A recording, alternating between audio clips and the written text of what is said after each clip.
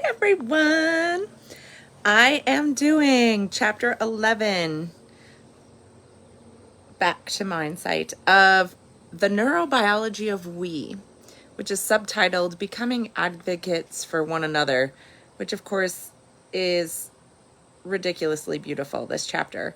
I feel like this chapter is going to be very short to review because most of the things we have already reviewed in some way, shape, or form. And this is like a chapter which is beautiful because it combines the things that he's already talked about.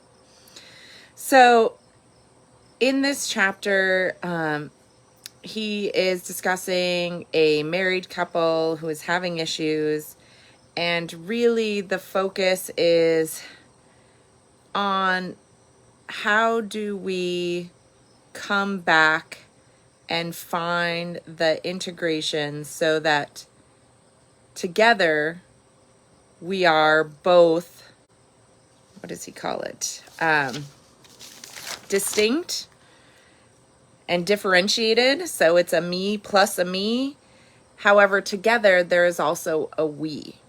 And he's talked about this in various little snippets throughout.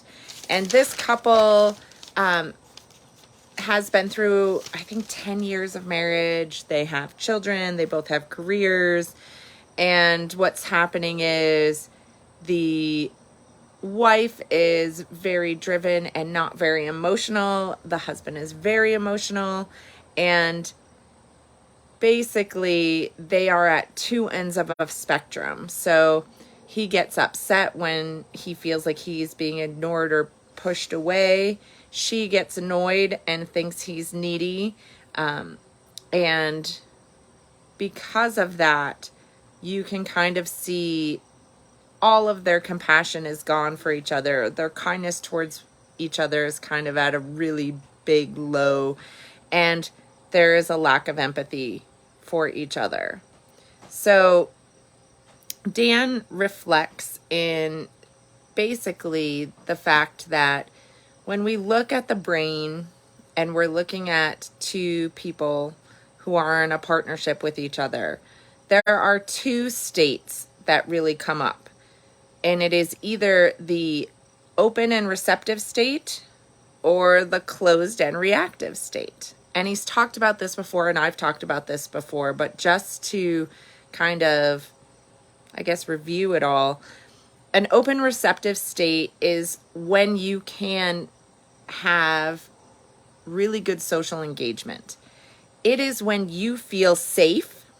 It is when you feel seen and heard. And it allows you to interact with someone else at a very open place. The closed reactive state is actually when you're in any of the FFF. So fight, flight, or freeze, where you cannot connect with someone. You literally can't even hear someone. P.S. I thought that was a really cool point that he makes. When someone is in that state, this includes children, by the way, what they hear is often distorted, and it's being driven by their own fear, because that state ultimately is driven by some fear. And if you cannot bring yourself out of that out of that state, then everything you hear can be distorted and be taken as maybe not as the person intended it to be. So I think this is really, really important. And I think at the beginning of this book, he did the same exercise with a group of people. To illustrate this, he does that exercise where he says, okay, I'm going to say something. I want you to pay attention to what I'm saying, but also to be in tune with how you feel, the thoughts that come up, and how it feels in your body. And then he says, ready? No. No. No. No. No. No. No. And then he says, I want you to do the same thing again. You should take a deep breath in and a deep breath out. And I, again, am going to say something. I want you to pay attention to the thoughts that come into your mind and how it feels in your body. Yes. Yes. Yes. Yes. Yes. Yes. Yes. And if you've never done that exercise before, it can be very illuminating. So when he did this in the practice with this married couple, it again reiterates that even just hearing no, not about anything in particular, can put you in a very closed reactive state. Thoughts and feelings come up. Sometimes it angers people, sometimes it makes people upset, and it can also be turned around through the positive. So it's a very powerful tool and exercise to use to kind of see exactly what it means when you have positive and negative interactions. Okay. So once this couple decides that they're going to continue with Dan, he wants them to tune into their own state. And he is very clear that he does not want them interacting if either one is in a reactive state. What that means is if at any time of interacting or speaking to each other, one of them feels like they're getting into a reactive or closed state, they have to tell the other person to stop.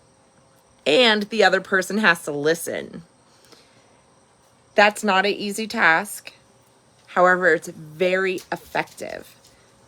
It does two things. It shows you where you are and when you go into a reactive state, which can lead you to triggers, can also allow you to start to feel safe with the other person because they're respecting you enough to stop.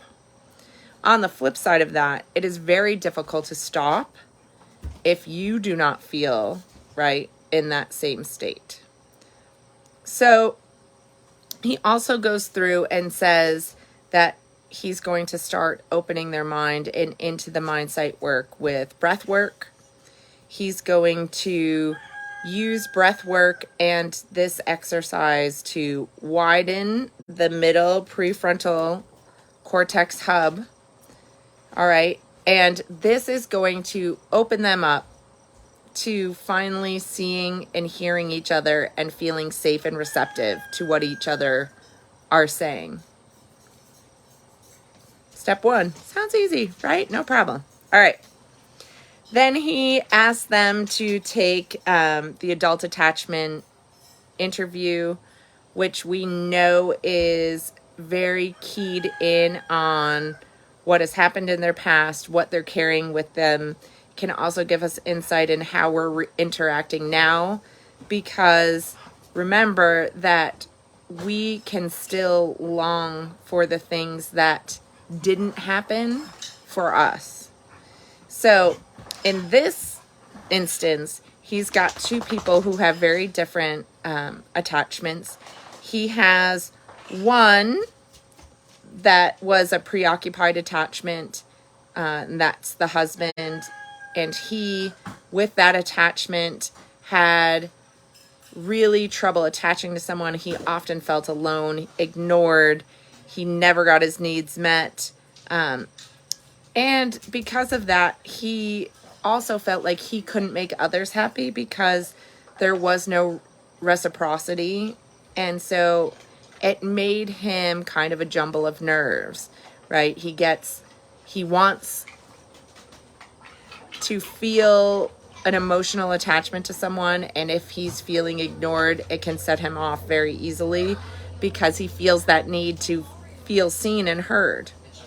And the wife has a dismissing attachment, so her story is all about facts and not emotions. Oh, everything was average. My house was very organized. My parents were very good. and they fed us, and it was neat, and I didn't have any issue.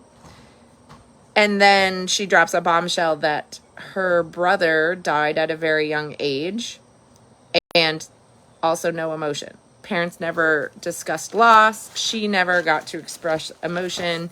So this is very significant in the fact that she's kind of like some of the other people we saw, where you're cut off from the neck down.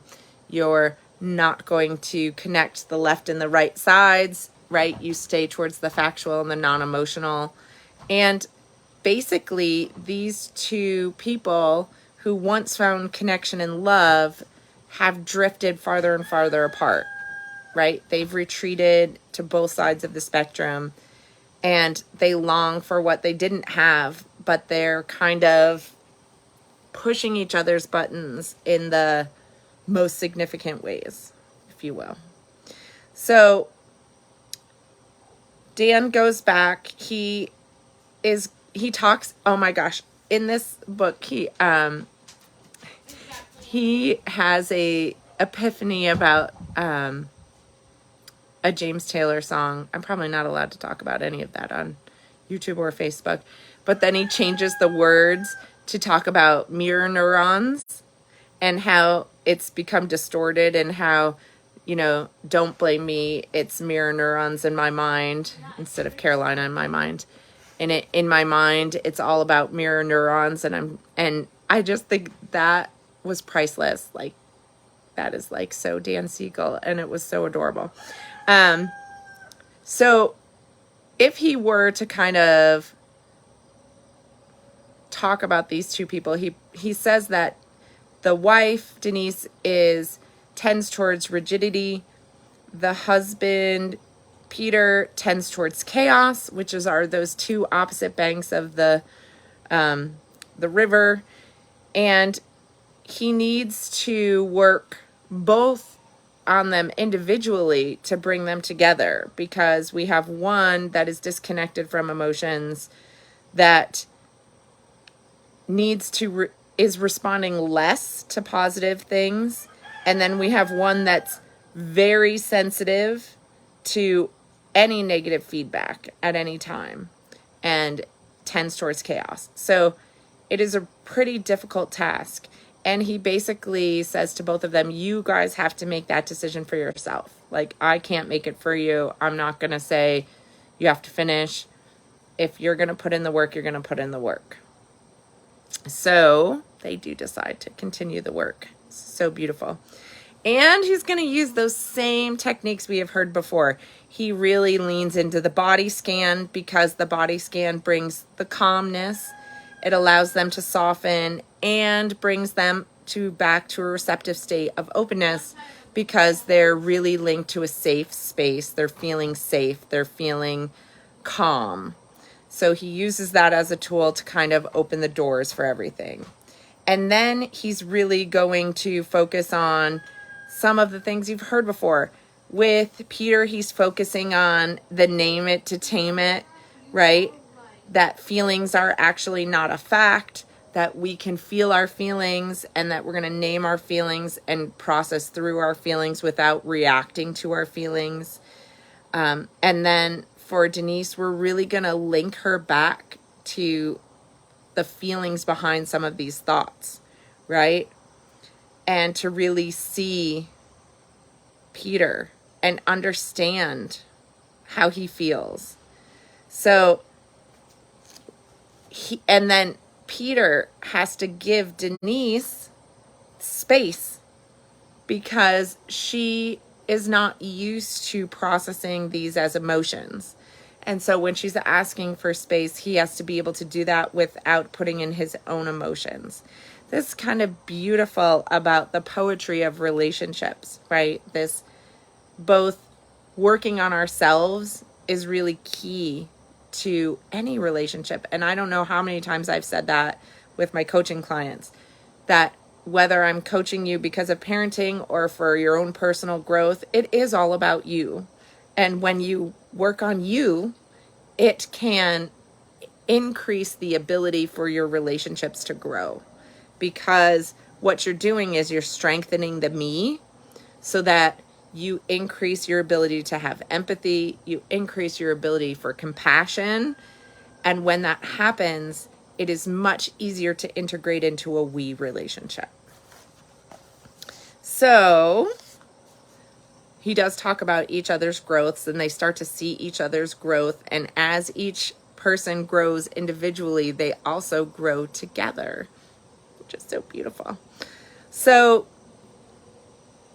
when there are challenges that come up as a couple, the real strategy is to do what I consider nonviolent communication, which is to focus on your own self instead of blame and shame, right? And I talk about that a lot, where when you talk about something, I want you to talk about it in terms of yourself and how you feel, not put feelings or responsibility on someone else. Take responsibility for your own feelings, and you can say, I feel hurt, I feel sad, I feel frustrated, but we don't say, you make me angry, you, right, frustrate me. Instead, we own our own feelings. And when you can have open and honest nonviolent communication, which is about your own feelings, it opens up that receptivity so it doesn't close the door, and you will start to see amazing things. For example, Peter had a hard day at work, and he got passed over for a promotion, and he came home, and normally Denise would respond as, oh my gosh, why are you so upset? You're so emotional. You're so needy. Get over it, right? And this time she said, I can understand that you would be really upset by this. I can understand that had to be like really hard for you. That compassion then opens the door for him, because he can feel seen by her. He feels like there is connection, and they were missing that for so long. So you have to go inward before you can go outward. And in order to truly be a we, you have to be a differentiated me. And then when you really know your differentiated me, you have to make an effort to have links. You have to have a linkage to be a we. And it takes linkages from both sides. So this was a kind of just beautiful chapter. I thought this one was actually a really easy read. There wasn't tons of crazy information in this one, but I also think this is one that you could go back to when you're having struggles in your own relationships, whether that be a friendship or a romantic relationship or even your child's relationship, to remember some of these pointers, that a lot of times this is about you and how you're dealing with things, how you cannot connect or be open to any information unless you're out of that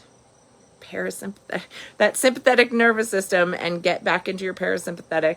And you really, when you focus on you, it is not about being selfish. It is really about figuring out how you can grow from all of the things and perceptions and things that are unique to you into these beautiful relationships. So that is chapter 11. It was pretty simple and straightforward. I will be back with chapter 12, and I think that's the final chapter. So I'll try to go through and see if there's anything in epilogues or anything with the next chapter. And this will go up on my Facebook page, and it will go up on, oh look, it's like messing up my lip so that, look at that. That's weird. Must be something weird in the camera. Anyways, and I will put this up on my YouTube channel. If you haven't seen the previous chapters, check them out. Best Self, Best Health. And I will see you guys soon.